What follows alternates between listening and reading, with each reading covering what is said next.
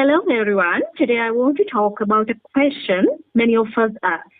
Why, even after 13 years of schooling, do so many Sri Lankan students struggle to speak English confidently?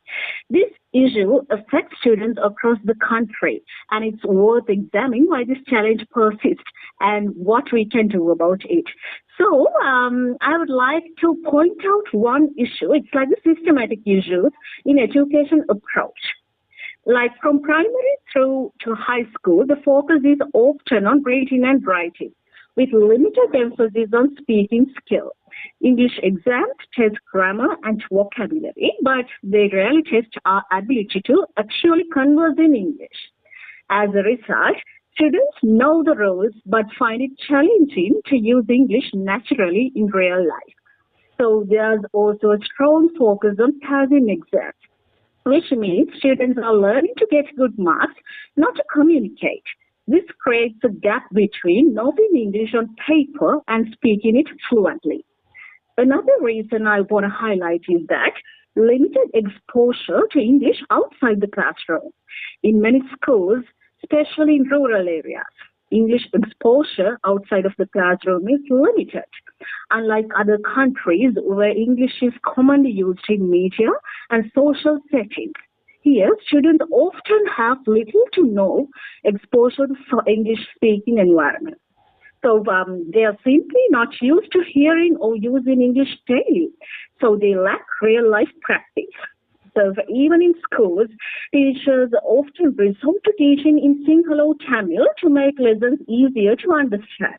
While this helps comprehension, it leaves students with few opportunities to practice English in a natural way. Another reason I want to talk about is like cultural barriers and fear of making mistakes. Yeah, there is a strong cultural tendency in Sri Lanka to avoid embarrassment. Many of us know it.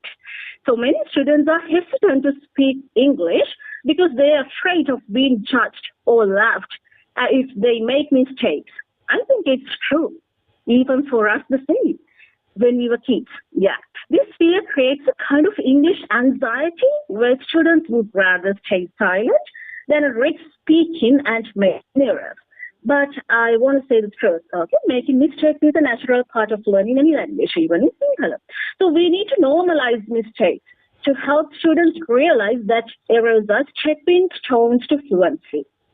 And for these things, what are the solutions or practical steps that we can take? I would like to say like shift focus to speaking and listening practice. It encourage like more interactive activities in classroom like group discussion, role plays or presentations in English. So schools should aim to dedicate time for conversation in English. That's my idea, that's my opinion. And also another point is utilize technology and media. Especially, we have to give a huge thanks to the internet as students can listen to native English speakers and watch movies or even join online speaking groups and exposure to real life English, and it will help build confidence and comprehension. And also one last thing I want to highlight is like as a solution, create a positive environment for practice. Okay, so we have to avoid from bookish English. Especially students need an environment where they feel safe to practice English without the fear of judgment. Schools and communities should promote English clubs and speaking events to normalize and encourage speaking in English. So those are the things I have to say from my end about what we call the solutions that we can take across these kind of issues that we come across day to day in our school life. That's why normally like 13 years though we have learned in English, we can't converse in real life scenarios. So to wrap up, this issue is in that Sri Lankan students aren't capable of speaking English. They have the knowledge but lack the opportunity and confidence to apply it. By changing how we approach language and learning and supporting students in a practical way, we can help them break down these barriers and become confident English speakers. Thank you for listening attentively for this. Yeah, those are the things.